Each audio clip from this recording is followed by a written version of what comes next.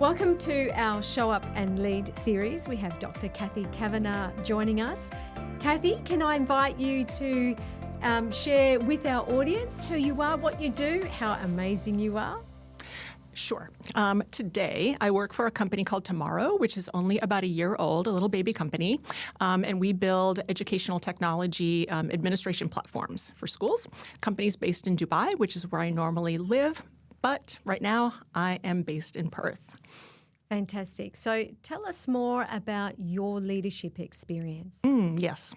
So I started out as a teacher long ago, and teachers are leaders of the people in their classrooms as well as their colleagues in their schools. But then I moved into more formal leadership roles in schools, first as a head of learning area sort of role, and then I led professional development centers for our school district and the state.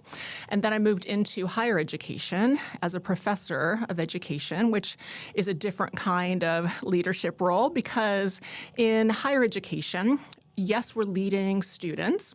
We're also considered to be leaders with colleagues in the profession, and to a greater extent, sort of influencers of knowledge in our field. So we're considered stewards of our domains and contributors of knowledge, new knowledge. So it's a different kind of leadership that's sort of disseminated out from the work that we do. And then I had opportunities to move into even more formal leadership roles in education organizations, including higher education, where I was sort of the second leader of a college. So I led the academic teams and all of the department chairs are reported to me. And then in K-12 here in Perth, where I led a team in an innovation group within an education organization. I've also worked in a private sector company where I led a team. Then I went to a professional learning organization based in a university, which had, in the time that I was there, it grew from a staff of 30 people to about 250, and I led 50 of them. They were under my sort of management. And now in the company where I work, I lead a very small group because we're a very small company. So leadership just looks lots of different ways. I know, and that's what I'd love to explore with you because there's such breadth and depth in that. So leadership doesn't show up in exactly the same way across all stakeholders. Can you share with us how you've differentiated leadership for each of those areas? Yes. There are lots of sort of frameworks of leadership, but in my way of thinking, we have influential leadership in some ways. So examples would be what an academic person does through their scholarship or through their contribution to professional organizations. There's what I mentioned, sort of more formal leadership, where there's sort of supervisory lines, and there are policies and procedures that come into play, as well as mentoring and guiding. And then there's sort of less defined areas of leadership where we're leading and following. We're sort of in a more fluid space with the colleagues with whom we work. And it's really situational, whether we need to be in a leadership role or the organization would benefit from us being in a leadership role, or whether it's our turn to support other people who are leading. So for you, what's been a significant leadership moment in any one of those examples? I think the most significant leadership moments would be the opportunities that come with challenges involved in creating a new team that hasn't existed before and filling a role that hasn't existed before. So it's an opportunity to define something new, but also to create a culture from scratch and help people who are joining it understand what doesn't exist yet, but what the vision is. And so I've had a couple of opportunities to do that, and I think that is a moment where it's most important to be very clear and selective. So people who join a team that's just forming, I believe, should be cultivated for their expertise and their fit for the work, but also their sort of cultural fit, their personal fit for what the team is trying to become or what the team has the potential to become. And it's more difficult to do that when it can't be seen and it's just a concept initially. So how do we go then from concept to reality? What are some of the frameworks that you use in that space, given that people's personalities and profiles are very, very different? Mm-hmm. Definitely. Also, in addition to the challenges that you mentioned, forming a new team is often a fluid experience in that it starts out small and then grows and differentiates. And so I think a key sort of factor of a person who's joining something that's new and growing is someone who has some agility and adaptability. Some people thrive in lots of structure. And if we know that we have an opportunity for lots of structure and definition and stability, that's perfect. But often in these new organizations or new teams, adaptability and flexibility are more important than maybe anything else.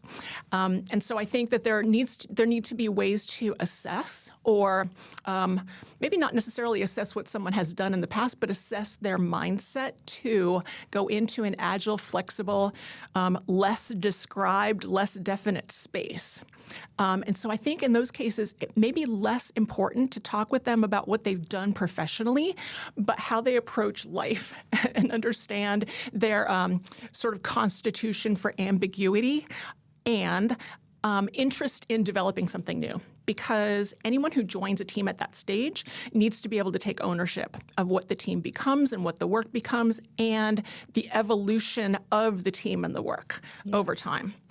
So it sounds like there is a specific requirement for innovative leadership. That's very different to what you would find in that corporate space where people are accustomed to those rigid structures. That's fantastic. So tell me, how do values guide the leadership model that you use? And I imagine you would be flexing those various leadership models in the various roles that you've had. Definitely. I think coming out of education, many leaders come from a place of service. And so that's the approach that I take. And when I was interviewing for a role probably 5 years ago, the question was, what is your leadership style? Which is a very broad question. And so in an interview, often the people who are asking questions want kind of a quick answer so they can kind of get through their questions, right? And so the answer that I gave at that time was leading from behind and being part of the group and helping to promote them and helping them to succeed and helping to sort of shine the way on a path that would benefit the organization. And then when I was leaving that organization, I talked to people who interviewed me to ask them if what I said was true. And they said yes, basically. It's all kind of worked out. But that service leadership is in part being behind and allowing people to take leadership in their specific areas, but also sometimes being alongside and being part of the work rather than being at the top or the front and just sort of I was going to say dragging, but sort of trying to pull people along. Direct is a very good word, yes. But I've always wanted to be a leader and always loved working with leaders who were part of the work rather than apart from the work that the team was doing and putting themselves in a different position or at a different level. So we talk a lot about the importance, and certainly I write a lot about emotional intelligence and self-awareness being critical in that space. For a leader who leads from behind or is in that service space, what do you think are some of the things they need to be aware of about themselves first? Yep. I think that people who are in any leadership role ought to understand themselves and their limitations and their strengths and use that as a mirror for the people that they're working with as well. I think one of the most important roles of a leader is developing people. And so taking the time and listening to individuals to hear what they say, but also watch what they do and interpret the explicit and implicit signals that are coming from each person to understand who they are, where they want to go, and what opportunities can be put in place for them, will reflect back on them as a leader.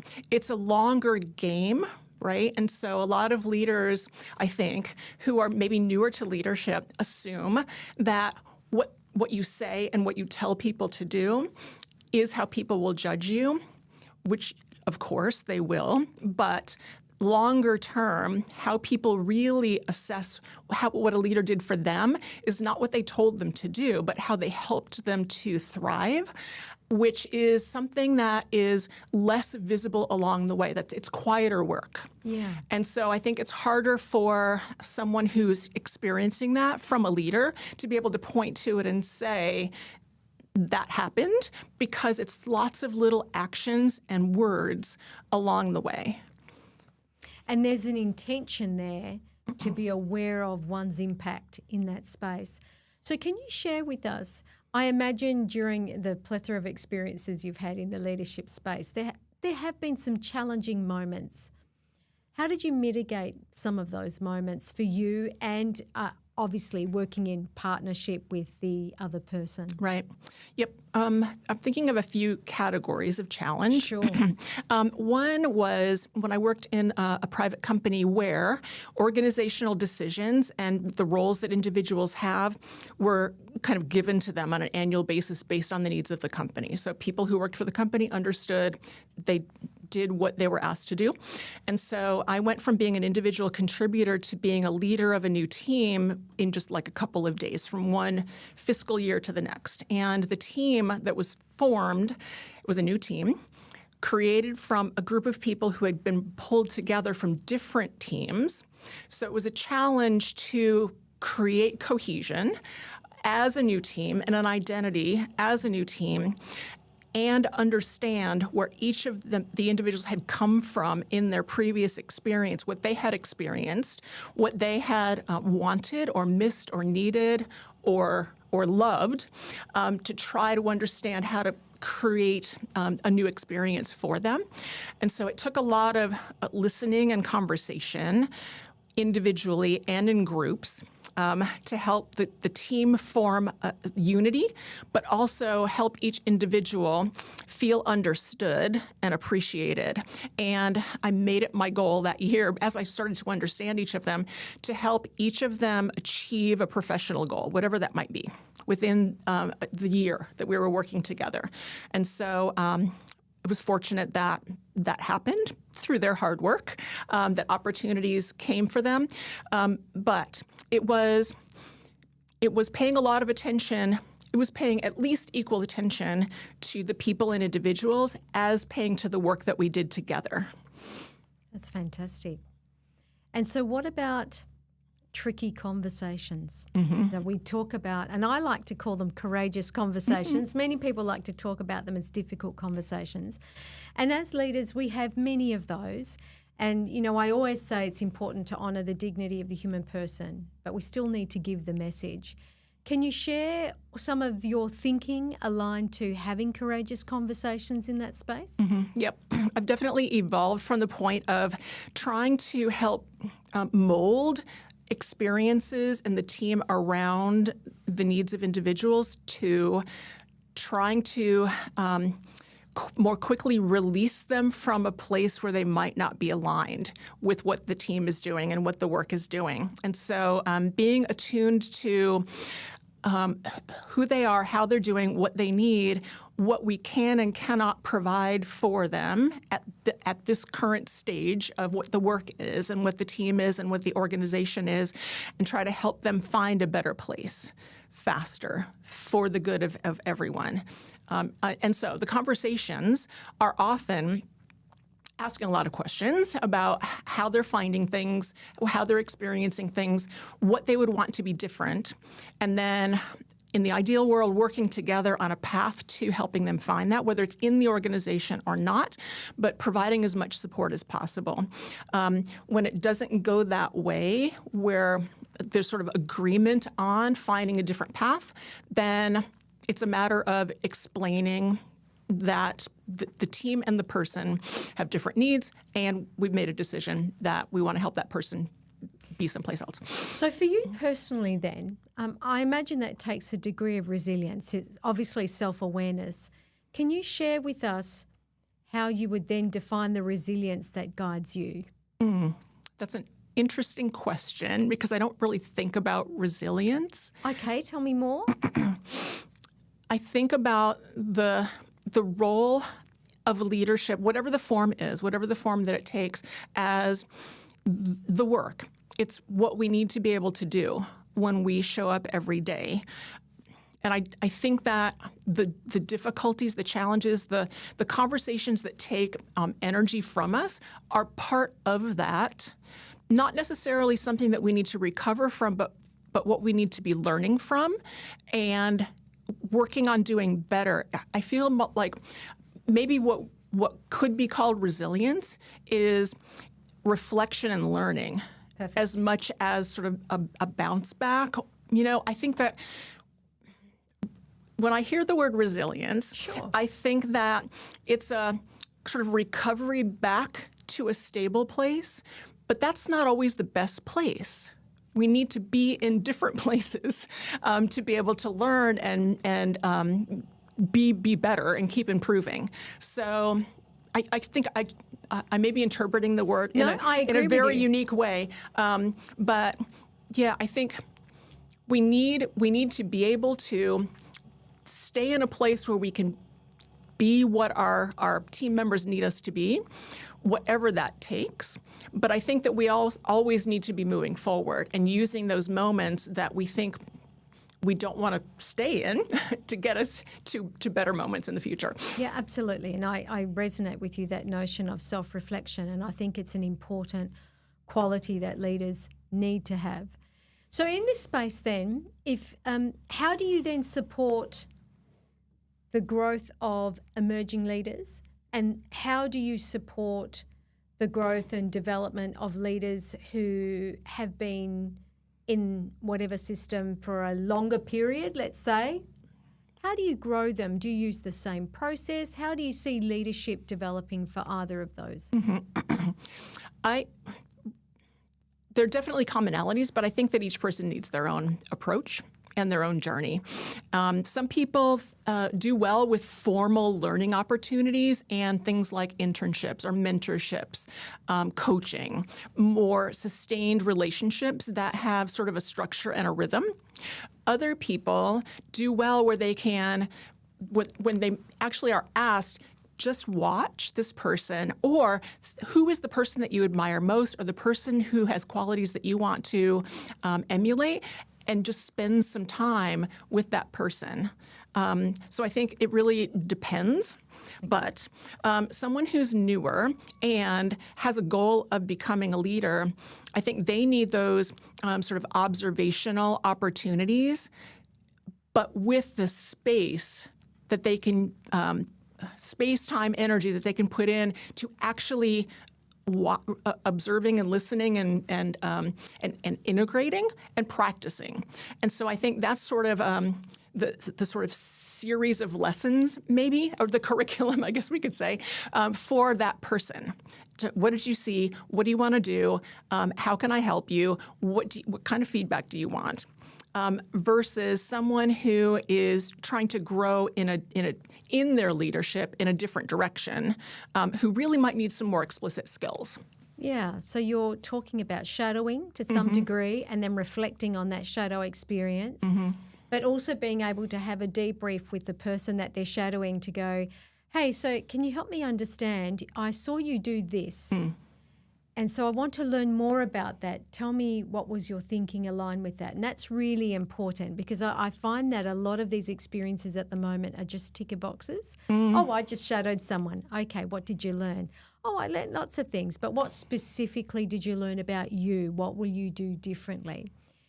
And I think that those shadowing experiences may be best as a triad where there's a sort of neutral person, a caring neutral person who can help with that processing and the what next piece of it, right? And so, yeah, I think shadowing is incredibly important, but there are always situations where there's someone probably won't think of who they want to shadow or identify someone that they want to learn from. And that's where we need to be thinking a little bit more creatively and broadly about where someone can start to get more personalized experiences. Perfect. And so when we're looking at individuals who've been in leadership roles for a while, and one of our guests today talked about sometimes people feel that they've gotten to a position and that's where they will stay and there's no growth. And in fact, I was in Canada last year and I was fortunate to connect with the work of Rose Patton. And she talked about, one of the messages to give people was let people know that what got them to a position will certainly not keep them in that position. And we still have people in leadership roles that have that mindset. So how do we grow someone who, let's say, is comfortable in their leadership position and starting to cut corners because they've been doing it for a while and they're comfortable? How do we grow people like that?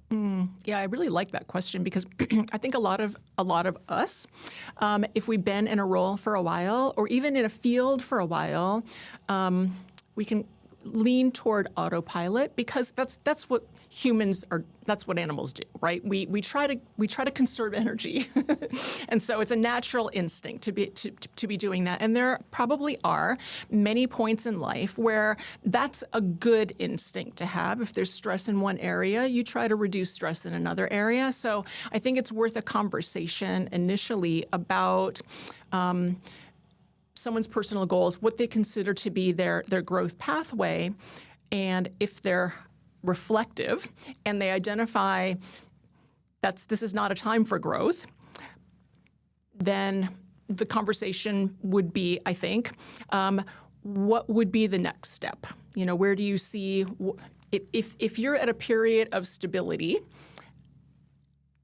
What does the organization need from you? What's changing around you? Maybe it's not personal skill that needs to change. Maybe it is. But there also could be knowledge that needs to change. So I think that even if it's not growing a leadership skill, there are probably lots of other opportunities for thinking about areas of growth during that time when someone wants to sort of stay in a stable place. Yeah. It's interesting. I was reading a Harvard article today, and it was by Bowe and Wholey. They were the researchers, and they talked about that there's an anxiety that leaders are now facing that's aligned with not so much their integrity, but in their agency. So in these challenging economic times, and again, it goes back to the work I've done on paradoxes and paradigms in leadership. We go two ways. Our agency either gets us to adopt a passive perspective and we become introverted, or we get into this control mindset where we go, okay, what can I control given what's going on in the world, and let's do all these restructures, and this almost like a panicked approach to mitigating challenges. And again, I understand businesses have a bottom dollar, but we also need to be focused on people. What are your thoughts about that? I think definitely when people feel threatened, they sort of revert to either overcorrection or inaction. And so having a conversation about is this approach or this reaction best long-term for the organization? Yes, we need to watch what's happening. We might need to be cautious, but there's still opportunities for internal growth, even if we're not growing in, sort of the traditional ways that organizations and companies might be growing. There are things that we can do to position ourselves for the future. Really, I think all of this is coming down to, let's ask some questions and understand ourselves and the situation and look for pathways that are open to us and opportunities that we can take to be prepared and to be moving forward in some way, even if it's not, in terms of the traditional growth. Yeah, I agree with you. And we're moving from what is traditionally a fixed mindset into a growth mindset. And again, that awareness of I am constantly learning. Just because I've been able to attain a position, it doesn't mean that I am the be-all and end-all in that space. And it's really interesting because I run a lot of workshops and I have some emerging and middle leaders who come and they often say, gee, I wish our senior leaders would come out, but they don't think there's anything wrong with their leadership. So it's quite interesting in this space. Cathy, I'm very eager to learn, because of your leadership experience, what are the underlying principles that guide your approach, whether you are in the education context, whether you're in the private context, whether you are working in Australia, the US or the Middle East? What are some of those guiding principles and how is it that they frame your leadership? Mm-hmm. What's coming to mind first is care and learning. So caring for the people and caring for the people with whom we work and caring for the people that we're working for. So internal and external stakeholders for the work, and learning about them and the context in which we work.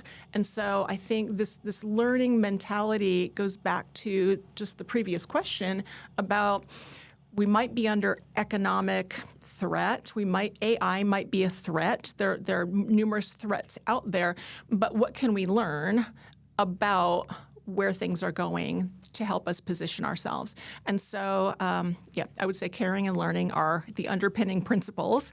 And I don't know if that comes from having been an educator or if that's what led me to become an educator, but I think I see those foundations in the leaders that I admire. That's really interesting because that's been the theme of today with all the people we've interviewed, this notion of care, but there's also that radical candor in that space. So, saying what needs to be said, but said and done in a very kind, honouring dignity way. Mm-hmm. And so, again, that leads us to who, in your mind, and you've worked with lots of people, who is a standout in the leadership space for you? People who have been leaders, and they may not necessarily be people that, we would know in Australia, but who have been the standout leaders that you've worked with? What have been some of their key qualities that you hope to install in the people that you are privileged to work with? Mm-hmm. I think some of the leaders that I have been most honored to work with are those that have been able to learn about where their field is going in that moment and continue to stay on the front edge and help their teams to be supported in moving in that direction alongside them. They don't come to a team and say, it's a problem for you to solve, or this is what I need you to do. It's our work requires this, and we need to work through it together, and we're going to learn how we need to do it, and we're going to come up. We're creative, we're inventive, we're smart, we're all here together. We know what we need, we have what we need, let's work through it. So I think that it's less service. It's partly service, but it's also collaboration and being a member of the team. I recall working for someone like that before, Cathy. I wonder who that could have been. I don't want to name names. No. I don't want anyone to feel excluded. Not at all. Because I appreciate so many leaders. So just to end, I'd like to bring this to an end because it's been a really fruitful discussion of leadership.